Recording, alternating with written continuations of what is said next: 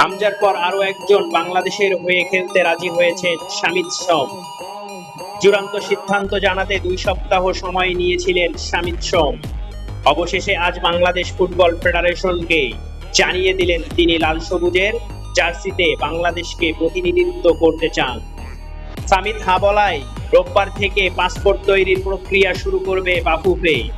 এ বিষয়ে আজ বাফুফের সহসভাপতি ফাহাদ করিম বলেছেন, সামিত আমাদের জানিয়েছে সে বাংলাদেশের হয়ে খেলতে চায়। এখন পাসপোর্ট তৈরি করতে কোন প্রক্রিয়ায় এগোতে হবে, কতদিন সময় লাগবে এসব জানতে চেয়েছে সে।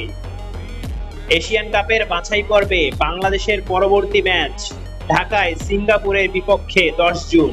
সেই ম্যাচের আগেই সামিতের পাসপোর্ট ও অন্যান্য আনুষ্ঠানিকতা শেষ করতে চায় বাফুফে।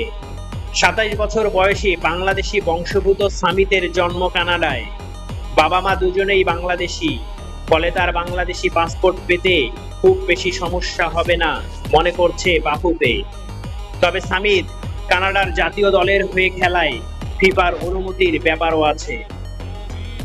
সব প্রক্রিয়া সম্পূর্ণ হয়ে গেলে সিঙ্গাপুরের বিপক্ষে সামিতকে অভিষেক করানোর কথা ভাবছে ফুটবল ফেডারেশন। এ বিষয়ে সামিত আগ্রহী জানিয়ে ফাহাদ করিম বলেন, সামিত বাংলাদেশের পরবর্তী ম্যাচগুলোর বিষয়ে আমাদের কাছ থেকে জানতে চেয়েছে। নিউজটি যদি ভালো লাগে একটি লাইক দিবেন আর চ্যানেলটি সাবস্ক্রাইব করে সাপোর্ট করবেন।